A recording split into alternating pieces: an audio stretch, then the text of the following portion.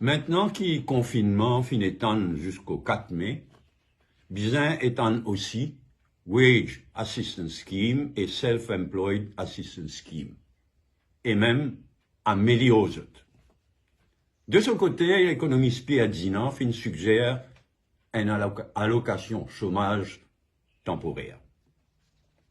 Pour qu'il nous capable de faire une proposition précise, le gouvernement doit enfin faire connaître combien Wage Assistance Scheme et Self-Employed Assistance Scheme coûter exactement. Dans un pays que le gouvernement peut aider par milliards d'entreprises et d'autres employés et de self-employed, c'est parce qu'ils ont le fiscal space nécessaire. C'est-à-dire qu'ils ont une situation budgétaire et ils ont une réserve financière permettent de faire. Gouverner, c'est prévoir. Ici à Maurice, depuis 2015, pécouillon zimoun. Depuis 2015, le gouvernement fait suivre une stratégie économique qui est unsustainable et qui finalement nous pays à une situation de crise économique avant même que le coronavirus frappe nos pays et vienne empire les choses.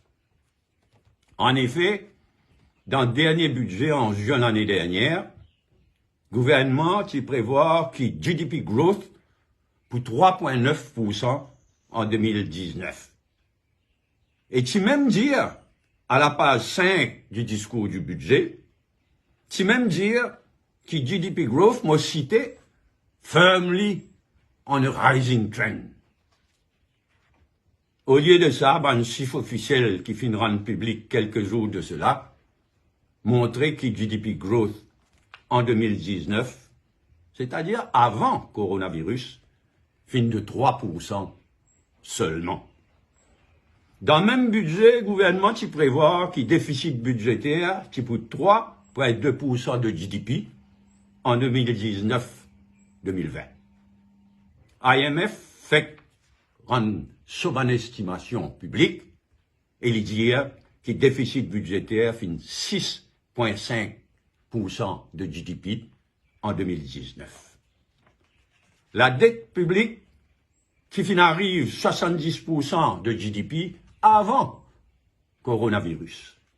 Et tout bon secteur de nous l'économie, y compris le tourisme, qui est déjà en crise avant coronavirus.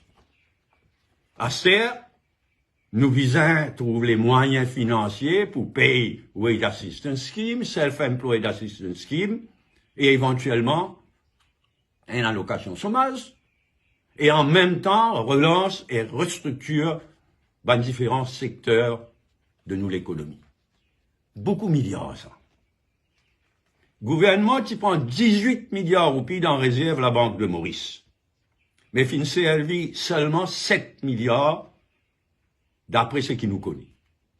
Capable servir ça 11 milliards qui restaient là pour Wage Assistance Scheme, Self-Employed Assistance Scheme, une éventuelle allocation chômage et pour relance l'économie.